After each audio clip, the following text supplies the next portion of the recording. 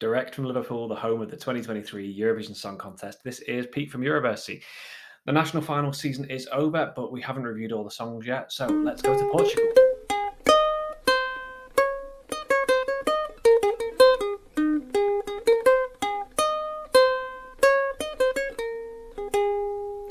So, truth be told, I'm very unlikely to review all 37 songs for reasons of time, and the national final season is over, and we may be moving on to a few more interesting things looking behind the contest in weeks to come. But we'll do a few more reviews regardless. So, we're going to do Portugal now. Now, I like Portuguese entries a lot. I love the way Portugal have always sort of stuck to their guns and done the music that they want to do. And I think there's some really great entries that Portugal have had in the last few years. I like Salvador and his winning entry. I like Black Mamba. Um, I like last year. I like Saudade from last year. I think Portugal, they do their own thing and they do it well. And I was there in the grand final in Lisbon, right at the back next to the green room. So I have only lovely memories of Portugal and Lisbon and of Eurovision itself. So let's talk about the Portuguese entry. Well, the song is That's My Pen Rolling Away. My incredibly sensitive microphone will have almost certainly heard that. I don't do this very professionally, do I? Portugal this year is going to be represented by an artist called Mimicat, who I believe entered the Festival de Cancho 20 years ago and has come back this year. And she won the Festival de Cancho, having got through the semi-finals and then won a fairly convincing victory. And her song this time is called Ai Coração, which I've had to write down and then phonetically put out because I didn't want to get it wrong. So apologies if I have. But we're going to listen to it now. I have listened to it before, but we're going to listen to it again to create the illusion that I'm reacting to it for the first time. But the last time I heard it was in a car full of screaming kids. So hopefully I'll hear it in a slightly different light. I do talk far too much. Right, let's go to Portugal. This is Mimicat with Ai Coração.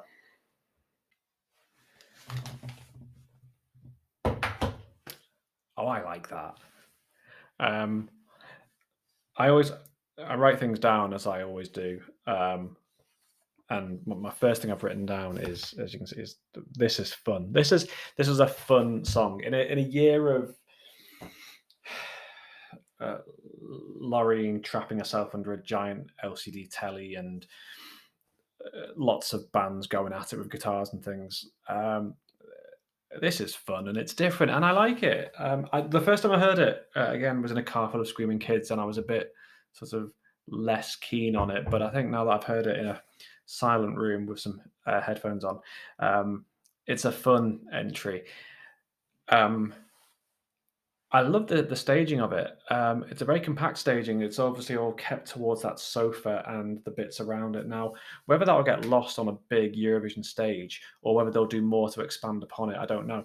Maybe it's a case of the way you film it and the way you light it actually means that you can keep that fairly compact staging. But I like it. I love the bit where there's the two female dancers sat side by side on the sofa, cross-legged, tapping their feet, and I like the men behind doing the dancing. I think the dancing obviously adds to it. I think it adds to the fun of the song. The lyrics are really interesting. We got the translations up on screen. I mean, it's a traditional love song, isn't it? It's about a spurned lover. It's not gonna, we're not we're not like Armenia talking about smoothie shops and bookstores. This is a classic traditional love song, and that's good. And we all need a good love song in Eurovision. I love the lyric about the doctor says I'm a lost cause because I saw him write it down. I really like that because if you don't know, you won't know.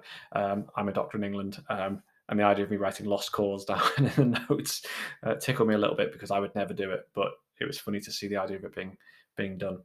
The song is a very traditional sort of sounding Portuguese song. I'm afraid I am not knowledgeable about the types of Portuguese music, so but it's Portugal in the past, 60s, 70s, 80s have suffered from not doing very well at the contest, and I think that's often because they've stuck to sort of very traditional music, and it just hasn't been received well with everyone. This is an interesting one because I sort of feel like you can do traditional if you try and modernize it, but this doesn't feel particularly modern, as in it hasn't got electrics. Not modern in the sense that it hasn't got electric sounds and wah, wah, wah, wah, and things like that. But I actually think it's a fairly traditional sounding song, but it's a fun piece of work, um, and the choreography is good, and the staging is good, and the color scheme of the redness of the dress and things is good. Mimi's voice is obviously very very good, and that big note just towards the end um, demonstrates that she can go across a range. Um, I think if the phone voters are in the mood for fun, and they want a sort of jolly song, people will pick up the phone for this. It just depends. It's always so difficult. And again, the good thing for Mimi is that as one of the females in the contest, she's doing a very different song. You've got sort of Armenia and Georgia and maybe Estonia to a lesser extent doing sort of not ballads, but they're doing sort of quite interesting big songs. And then you've got Loreen and May Muller and Alessandra and things doing and Noah from Israel, all doing sort of up tempo songs. So this is something that's completely different. So again, in that context, she's actually sent a very very different song. I wish it well. I really do. I hope it qualifies. I really do.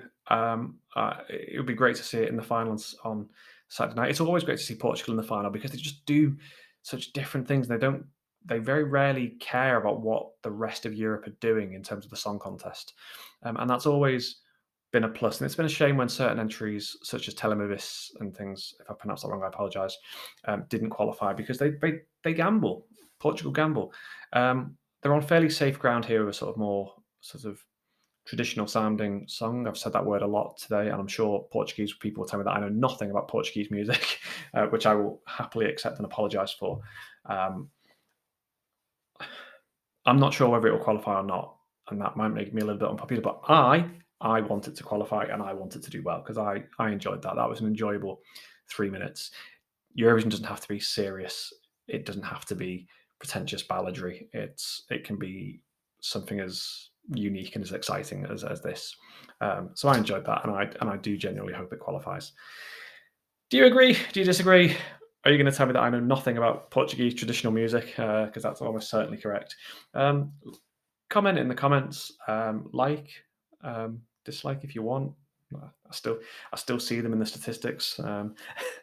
If not, share and subscribe because I've only got 73 subscribers. So what would I know? Um, but yeah, that's what I think.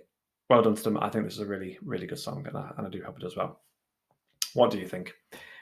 This is Pete from Euroversity, direct from Liverpool, the home of the 2023 Eurovision Song Contest, saying, see you soon.